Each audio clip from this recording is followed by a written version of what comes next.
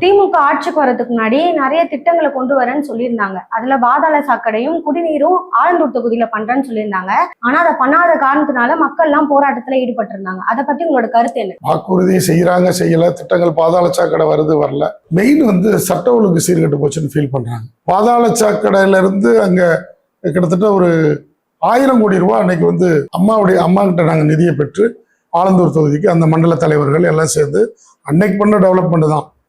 பாதாள சாக்கடை ஏன் வரலைன்னா இவங்களுடைய கோரிக்கை என்னன்னா, இப்போ ஆலந்தூர் மார்க்கெட் பக்கத்தில் ஒரு ரயில்வே ட்ராக் ஓப்பன் பண்ணாமே கிடக்கு ரொம்ப நாளாக. அது என்ன காரணம்னா 18% கமிஷன் கேட்டதுனால நிற்குது. இப்போ மீண்டும் என்டிஏ கூட்டணியில் அண்ணன் எடப்பாடியோட தலைமையில் ஆட்சி அமைந்தவுடன் ஆலந்தூர் மக்களுக்கு பாதாள சாக்கடை என்னென்ன குறைகள் இருக்கோ அத்தனை எங்களால் செய்து தர முடியும். ஏன்னா ஈஸியாக அணுக முடியும் அவரை.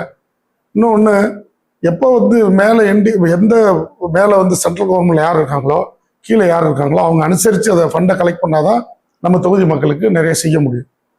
இவங்க மோடி வரும்போது கருப்பு கொடியை காட்டிட்டு இங்கே உள்ள ஃபண்டை நம்மகிட்ட இப்போ நம்ம டேக்ஸ் அங்கே இருக்குது, நம்ம கட்டினாத டேக்ஸ்லாம் இருக்குது, அந்த பணத்தை வாங்கி தொகுதி மக்களுக்கு செலவு பண்ணாமல் மேலே இருந்து கடன் வாங்கி எம்ஜிஆர் காலத்துலேருந்து அண்ணா காலத்துலேருந்து கலைஞர் காலத்துலேருந்து கூட அவ்வளோ கடன் வாங்கல. ஸ்டாலின் இன்னைக்கு 10 லட்சம் கோடி தமிழ்நாட்டுடைய மக்களுக்கு சுமையை கொடுத்துருக்காரு.